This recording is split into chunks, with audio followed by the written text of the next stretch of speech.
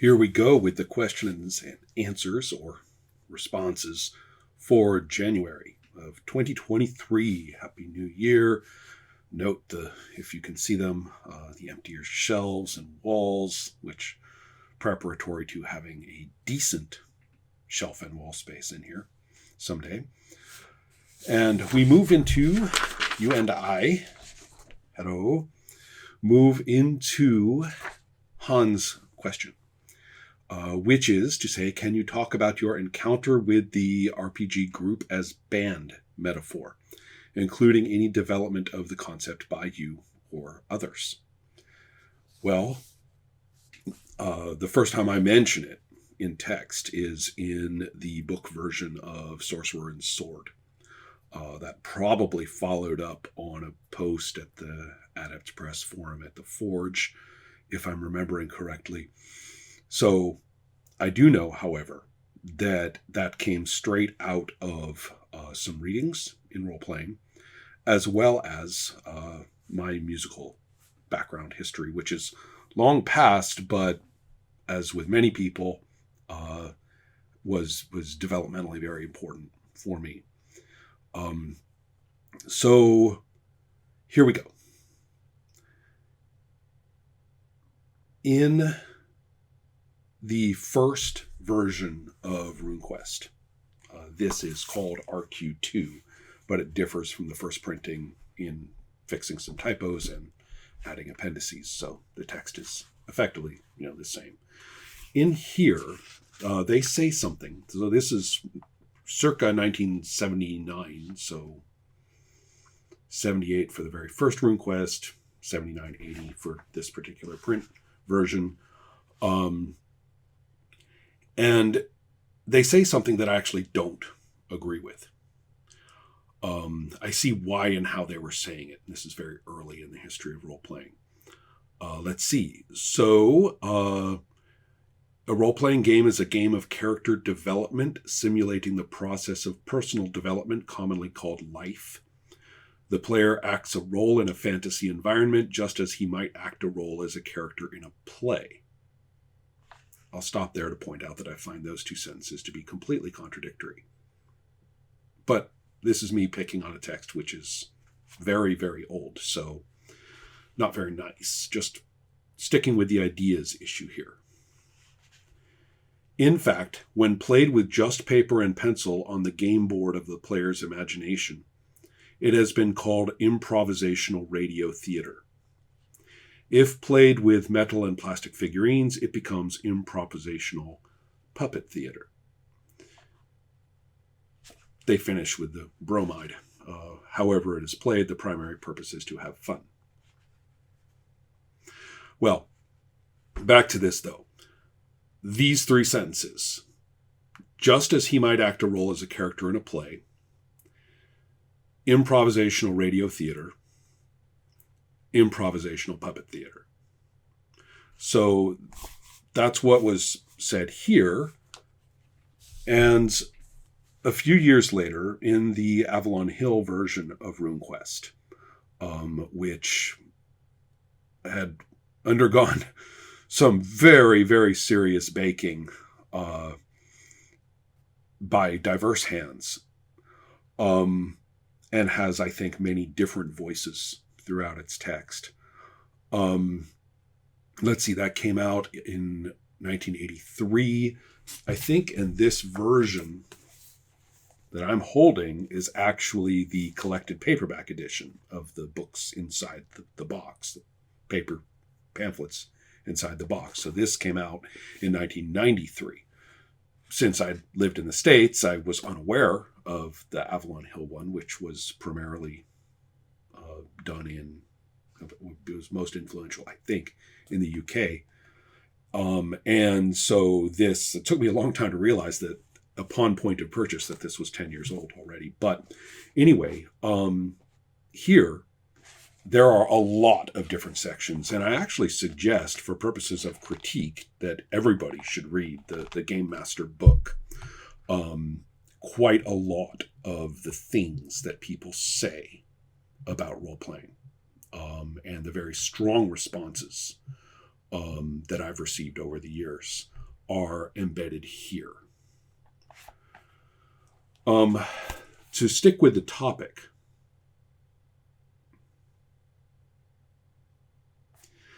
this is what struck me when reading this, because I studied this text, this Game Master book, as well as playing the game, very, very carefully through a very long time following its purchase. Style is difficult to discuss. Role-playing is a new narrative mode with little resemblance to previous literary forms. In a small way, devising and running a role-playing scenario resembles the writing, directing, and acting all the roles in a film, except that the analogy fails crucially. The artist and the audience of a film do not interact. Role-playing resembles jazz. One artist, the game master, interacts spontaneously with several other artists, the players. Creation is shared. Role-playing is not a spectator sport. Everyone adds theme, melody, and harmony. Those two paragraphs were very profound for me. They're very powerful. They make a lot of sense in every single bit. Well, one little asterisk, it says one artist, the game master, interacts spontaneously with several other artists, the players, and there isn't quite the corresponding reciprocal nature that each of those can also be said to be one artist interacting spontaneously with everyone else. They sort of create a central game master who seems to be the spontaneous one. But that, slightly suspicious construction aside, those two paragraphs are extraordinarily powerful. Now, what struck me upon reading this, and why I suggest people read the whole book, the whole, Game Master's book. It's a thin pamphlet, but chapter 5 in this book, is that the rest of it is appalling. That little bit there, and note that it was in the style section, as if that were a matter of, that whole the whole jazz thing, it says interact spontaneously. It doesn't say improvises, it says interact spontaneously. That's critical, all right? I'm not talking about improvisation. I'm talking about interacting spontaneously. If you look at that, it's very difficult to reconcile it with anything else in this chapter. And again, I note that it is placed in the style section, whereas it seems to me as though those concepts are not style whatsoever. Those are very fundamental medium concepts, like hugely baseline, like physics of what we're talking about. What do I mean by the rest of it being appalling? There are lots of this sort of thing. Players must believe that they control the fate of their adventures, or they will lose interest in this scenario. If you do too much of the talking and acting, your players will begin to doubt that they are significant to the game. A player must feel that his character has freedom to choose his actions. He must not feel like a puppet who must do whatever the game master tells him to. On the other hand, the game master must channel the adventurer along the plot line, or all his hard work preparing a scenario has gone for nothing. You may subtly use rewards or threats, or candidly admit that you aren't ready for the choice they want to exercise. Inevitably, to preserve the illusion of free will, you must occasionally follow the adventurers as they wander away from the scenario. It then talks about how you become more experienced and more comfortable actually doing that and letting go of the scenario. But it quickly retreats from that for about a sentence, and it retreats quickly, and things like, give the players tasks to keep them busy while you organize or refer to your materials, while you speak privately with a particular player, all sorts of things. Balance the value of continuous rhythm of play against decreased pleasure as players become desensitized and fatigued. It's very much this sort of masterful people management of them having a good time. So there was a teeny like look toward, well, maybe we don't have to have that channel plot line. Okay, never mind that. Let's get back to managing things. Most of this pamphlet, this chapter in this book, is like this. It's extremely game master managed. It's extremely, I mean, it's very explicit, right? You know, maintain the illusion of free will. This is how they must feel, not how it is. I hope you can see that this entire section, if you read the whole thing, and I hope you agree with me on that, I think I'm right. This entire section, you know, planning a campaign is another section, all sorts of stuff like that. The storyline, right? All the boilerplate. You know, I really think people absorbed this and it became the Bible of how to do this for the serious game master. And remember, this is coming from people who have been playing Call of Cthulhu convention scenarios like maniacs, you know, for years at this point. Not many years, but very intensely. And all of those Chaosium Cthulhu scenario supplements are boiling out of the place even as this book is being, you know, developed. So you'll recognize all that stuff. Now, yet those 2 paragraphs sitting in there, I mean, sticking way out. It's kind of like the you know, somebody sitting on the steps outside, you know, peeks their head in the window and says blah blah blah blah blah, and you know, what's the big thing, that the big document that's going on inside sort of accidentally, you know, includes those, because what I said before, those 2 paragraphs in the style section, new narrative mode with little resemblance to previous literary forms. The analogy to everybody doing everything for a film fails crucially because the artist and the audience do not interact for a film. Resembles jazz. Note the resembles is a good word. One art, okay, interacting spontaneously with several other artists. Creation is shared, not a spectator sport. Everyone adds theme, melody, and harmony. I find this very powerful, and I took it with me. That's what I'm always referring to when I talk about, you know, the jazz metaphor. I'm speaking of those 2 paragraphs, and particularly their astonishing contrast to the whole essay, chapter, you know, body of logic and direction that is provided, you know, by the whole thing that they're sitting in. Okay, so I hope that clarifies the origin of me talking about things in this way. It's those 2 paragraphs and distinctly not the text that they sit in. Now, to clarify, I actually say something a little different in Sorcerer and Sword. I'm influenced by that, clearly, but I'm saying something that is a different concept or an extension, perhaps. To understand that, let me also clarify that when people say jazz, you know, in an offhand way, I'm sorry to say, having played a lot of it, that I don't really think that it's often... I think that it's standing in for concepts that aren't actually in, you know, the music and the performance of it. And the trouble, too, is that music wankery is very easily activated. You say jazz, and everybody who knows anything about it will just go blah, blah, blah, blah, you know, this artist and that artist. Oh, but actually, and I mean, it's like comics people. Music wankery and comics wankery are 2 of my least favorite things ever. So,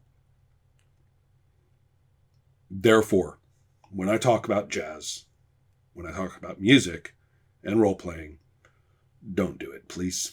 I'll stop listening to you. You might have something very important to say, and you've lost me.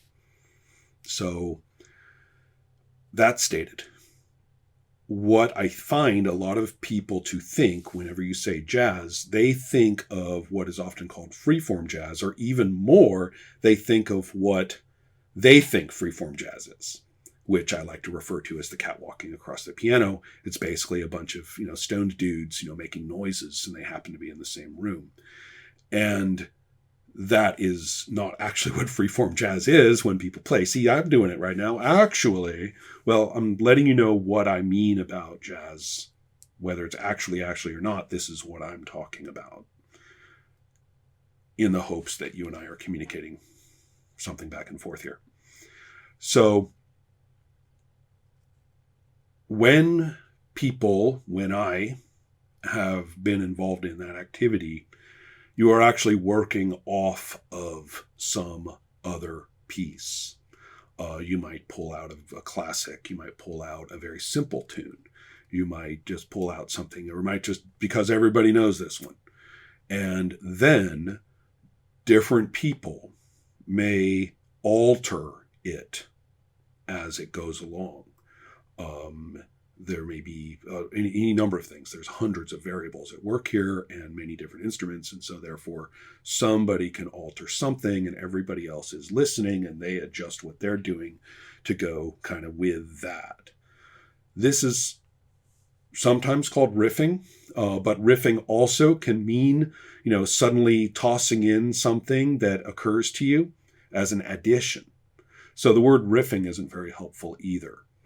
And none of that really is what I'm talking about when I read that in that business of resembles jazz. See, it didn't say improvisational jazz. It didn't say freeform. Because what I experience in playing jazz, rock, concert, classical, don't forget that. Those are not robots. Playing classical music. Thank you. Is what it was talking about. Spontaneous reactivity. The constraints upon the spontaneity vary by form of music, which is no shock.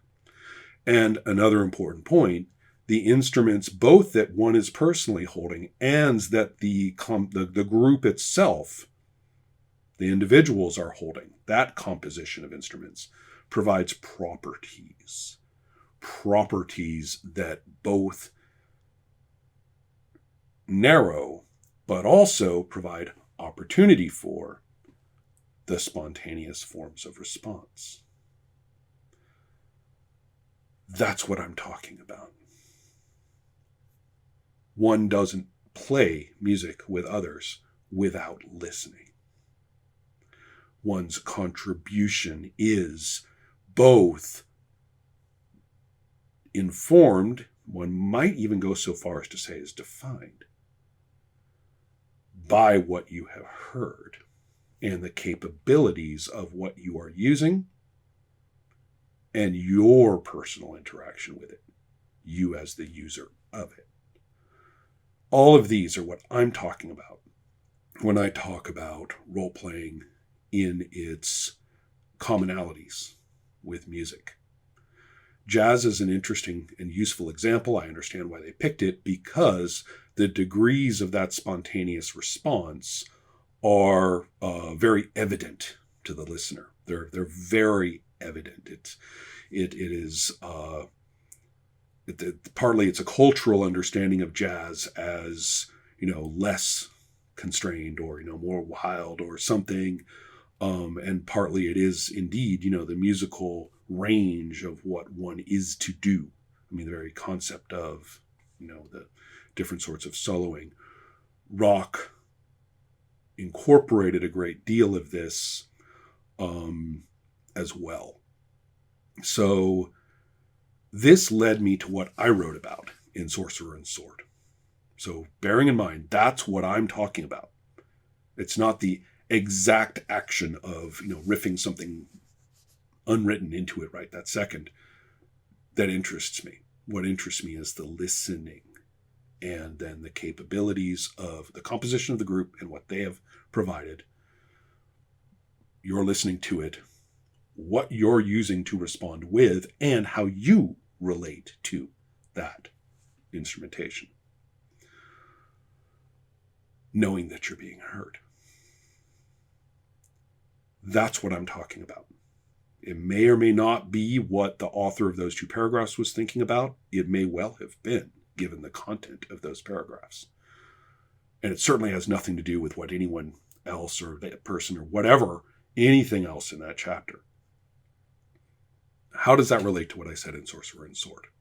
What I said in Sorcerer and Sword was specifically about the concentration of authorities and techniques in the person of a game master for Sorcerer. And I talked about it as a bass player. And I was thinking of a rock band. And I was thinking very much of, well, at the time, and I know, and more generally, being heavily influenced by The Who.